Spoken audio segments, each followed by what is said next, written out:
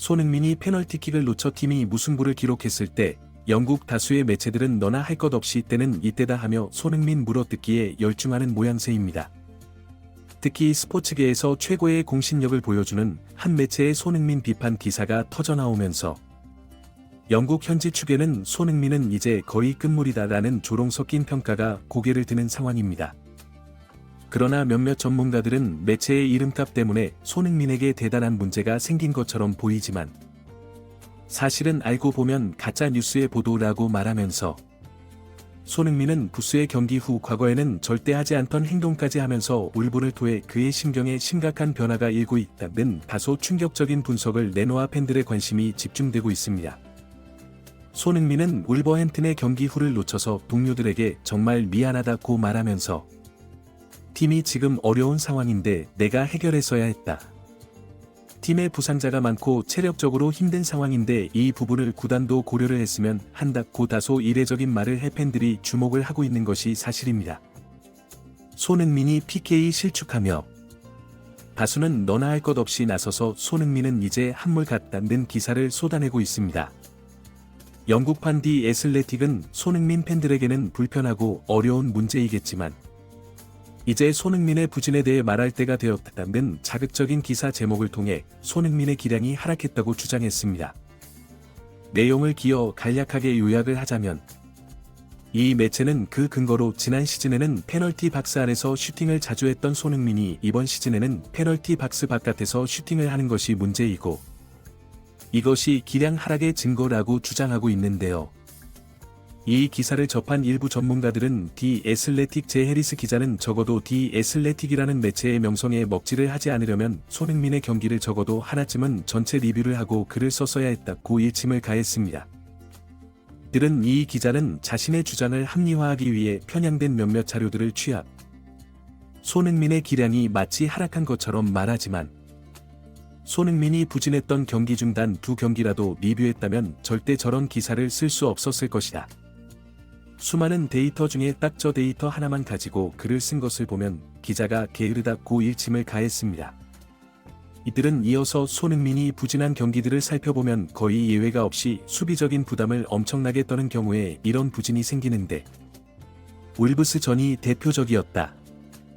경기 시작하고 4분 만에 일어나는 일이라고 말하면서 손흥민은 최전방에서 전력으로 스프린트를 하는데 경기 시작하고 얼마 안 된 상황에서 이런 스프린트를 하며 뺏을 가능성도 거의 없는 상황에서 최전방 공격수가 체력을 낭비한다고 말했습니다.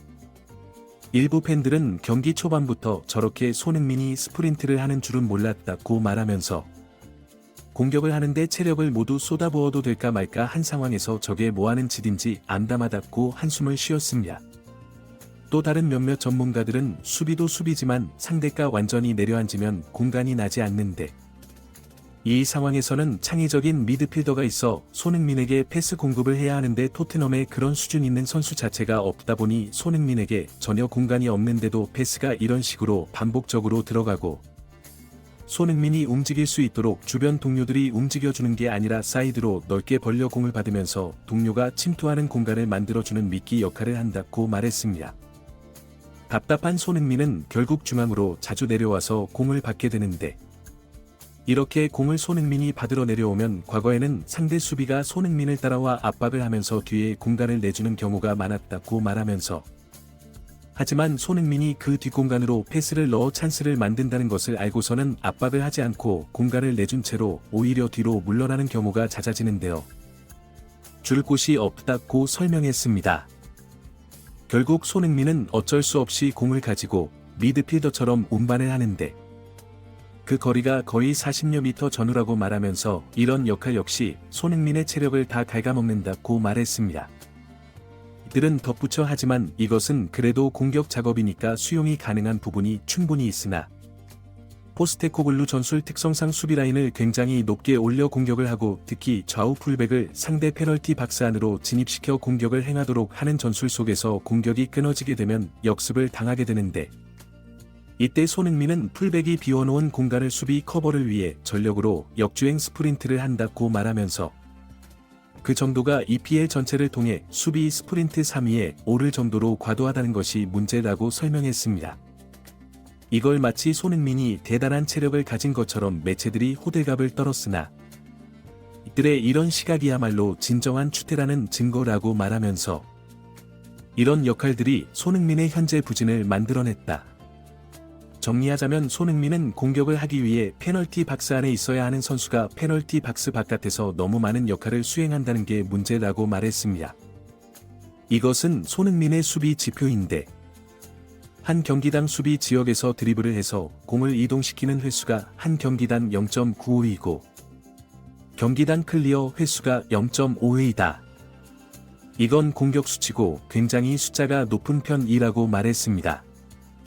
이 분석을 접한 일부 팬들은 손흥민이 포스테코글루 전술 속에서 완전히 갈려나간다고 말하면서 만약 손흥민이 위르겐 클롭 같은 유연한 전술을 쓰는 감독을 만났다면 살라처럼 날아다녔을 것이라고 말했습니다.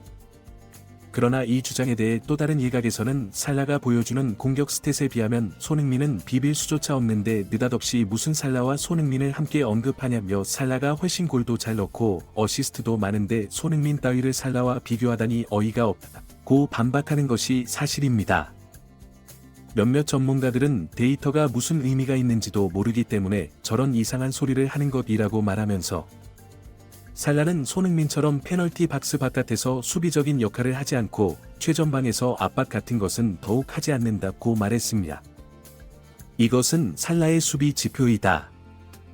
살라는 앞선 손흥민과 달리 수비할 때 한 경기당 볼 운반하는 횟수가 0.1이고 수비 커버를 해서 클리어하는 횟수 역시 0.2회이다. 살라는 거의 페널티 박스 안쪽에서 공격하는데 자신의 거의 모든 체력을 쏟아붓게 되는데 그는 이번 시즌 총 70번의 슈팅을 했고 페널티 박스 안에서 슈팅만 67회이다. 페널티 박스 바깥에서는 겨우 3번 슈팅을 했는데도 불구하고 빅찬스 미스가 14번이다. 만약 손흥민이 살라처럼 빅찬스를 14번 놓쳤으면 가루가 되도록 깨졌을 것이라고 말했습니다. 이에 반해 손흥민은 이번 시즌 총 35번의 슈팅을 시도했는데 그 중에 페널티 박스 안에서는 22번, 페널티 박스 바깥에서는 13번이며 빅찬스는 5회를 놓쳤다. 이 수치에 이를 곱해 살라와 비슷하게 통계치를 맞춰 통합해서 요약 정리하면 손흥민은 수비 지역까지 내려와 공을 운반하고 수비 커버까지 하면서 최전방에서 리그 3위에 해당할 정도로 엄청난 스프린트를 하며 전력으로 질주한다.